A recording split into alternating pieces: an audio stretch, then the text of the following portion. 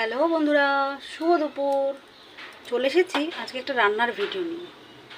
আজকে একটু রান্না করার মুড নেই, তাই শর্টিংয়ে রান্নাটা সেরে নেব। আগেই তেলের মধ্যে জিরা ফোড়ন দিয়ে নিয়েছি। এর মধ্যে এই চপার বাটিটার মধ্যে পেঁয়াজ, টমেটো, লঙ্কা চপার করে নিয়েছি। এরপর এগুলো সব দিয়ে এবার এগুলো একটু ভাজা ভাজা করে নেব।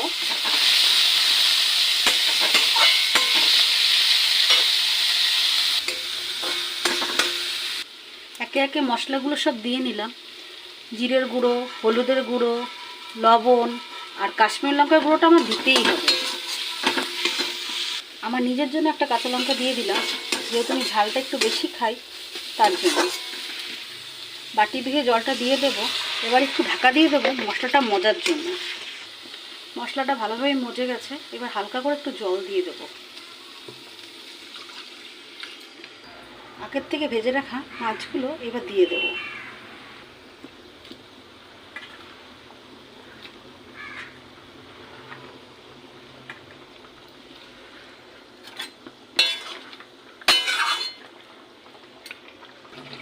এইবার নামানোর আগে আমি ধনেপাতা ছড়িয়ে দিলাম। এর মধ্যে গরম মশলাও দেওয়া যায়, কিন্তু আমার ধনেপাতাটাই বেশি ভালো লাগে। এইবার গরম গরম ভাতে পরিবেশন করে দিন, অসাধারণ খাবে। কেমন লাগলো আজকের এই রেসিপিটি কমেন্ট করে জানিও। যদি ভিডিওটা পুরোটুক দেখে থাকো তাহলে জানিও। টাটা বন্ধুরা।